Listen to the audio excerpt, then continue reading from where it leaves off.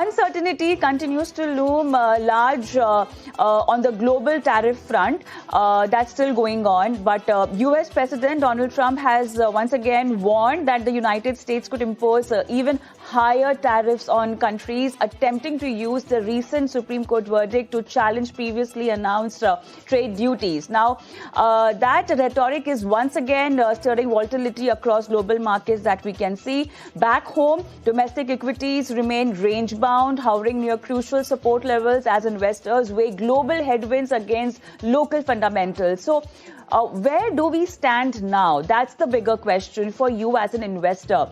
How are valuations shaping up across large cap, mid cap and small cap segments? And sector wise, where are the opportunities and not to forget the risk that's emerging? Let's decode all of this, the market trajectory in detail. I'm joined by Trideep Bhattacharya to break it down for us. Hi, welcome to the show, Trideep. And okay, so once again, the Trump drama continues. But before that, I just want to understand your current state or sense of the market that you are getting.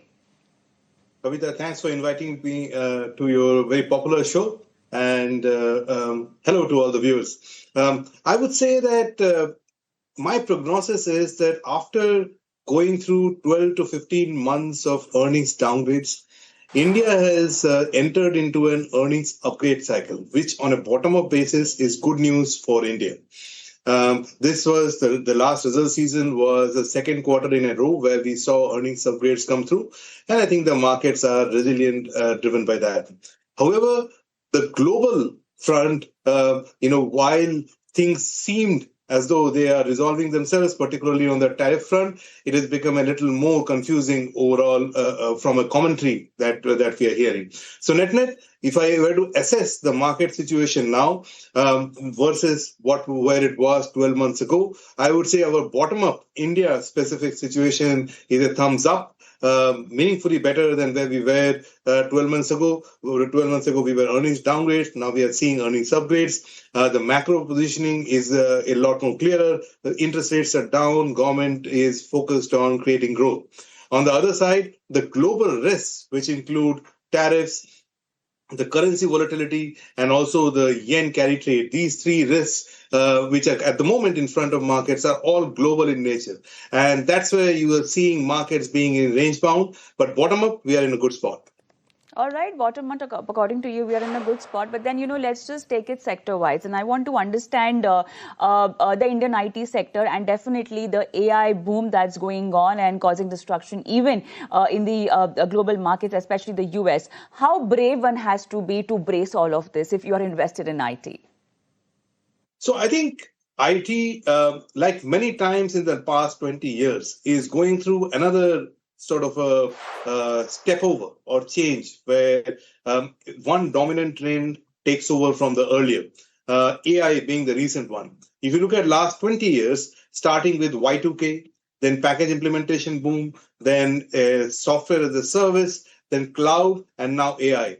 All of these are trends which at that point in time, they catch a lot of steam, creates a lot of investments, and the IT world has to orient itself towards that. This is what we are in the middle of right now when we talk about IT services, and particularly not only IT services, but even software globally.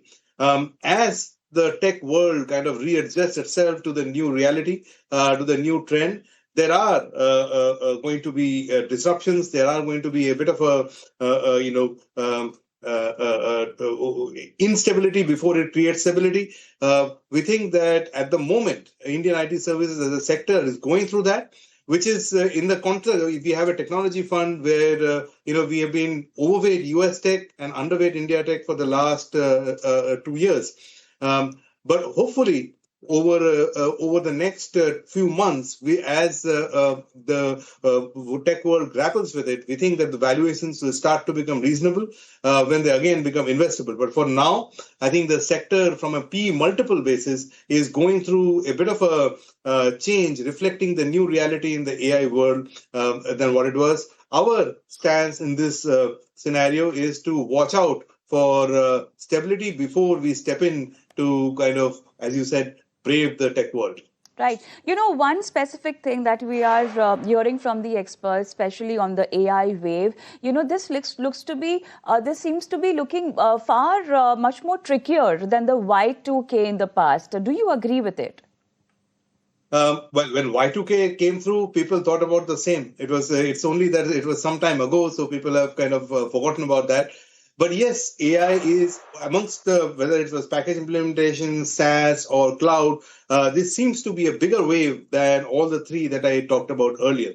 And hence, to that extent, adjustment needed would be bigger than what it is. But my point of highlighting these trends is Indian IT services sector has evolved through these multiple trends over the last 20 years to eventually still survive and make good profits. And my suspicion is that if you give it enough time, they would do the same again. It's just that when you go through this adjustment phase, where one dominant trend comes to an end and the next one takes off, skill sets need to be upgraded. Services that are now in demand are different from that of earlier. Companies need to orient themselves towards the same. And as that happens, that adjustment phase is the troublesome phase, an uncertain phase from a market standpoint, which is what the sector is going through right now. All right. You also highlighted that in your tech fund, you are currently underweight on Indian IT. Now, if the situation changes, or maybe it's like a positional call if you want to take on it, in terms of valuation, and also, are you banking more on large cap IT, or you are putting the buck on mid cap IT as well? So, at the moment, we are banking a little more on mid-cap IT because given that the base is small, the scale of adjustment is a little smaller, and they can pivot quickly around the new services. And having said that, overall, when you talk about valuations are still at slightly lower than 10-year average. So it's not really at the rock bottom level. So that's why I say some water might still flow from here in the next couple of months, and then valuations get to really interesting levels. All right. Let's also talk about the Q3 report card. Now, how is it across the market sectors? You think it's more in favor of the large caps, or it's making much more sense for a better trajectory ahead in terms of large cap positioning after the earnings season? And there, Kavita, I have good news to share, which is that if you, as I was highlighting in my opening comments, that for the last 12 to 15 months, India as a whole witnessed somewhere around 12 to 13% earnings downgrades. Now, with that in mind, after a lot of effort from the government, including GST reforms, tax cuts, and interest rate cuts, finally in September quarter, the previous quarter, we for the first time saw an earnings upgrade of about 2 to 3%. And that was good news from an earnings standpoint. December quarter, which is the result season that just went by, we again saw a 1 to 2% earnings upgrade comes through. So this is the second quarter in a row where we saw earnings upgrades coming through. And my sense from what I'm hearing from companies is that the March quarter could be looking even better. So back to back 2 to 3 quarters of earnings upgrades certainly makes investor confidence go in the right direction from a bottom-up perspective. So on a Q3 scorecard basis, it's basically slightly better than expected. We've seen earnings upgrade on the whole. Some pockets of winners and losers, of course, but I would say that it's in the right direction. All right. So, Trideep, thank you so much. Appreciate your insight as always. And yes, definitely, clearly, markets are navigating, between having this very delicate balance between global and global uncertainty and domestic resilience. But thank you so much for charting that out for our viewers today. Thank you. My pleasure. All right, on that note, it's time for a short break on the Money Show as well. But then post that, discussions on your investment strategies and portfolio continues. Stay tuned.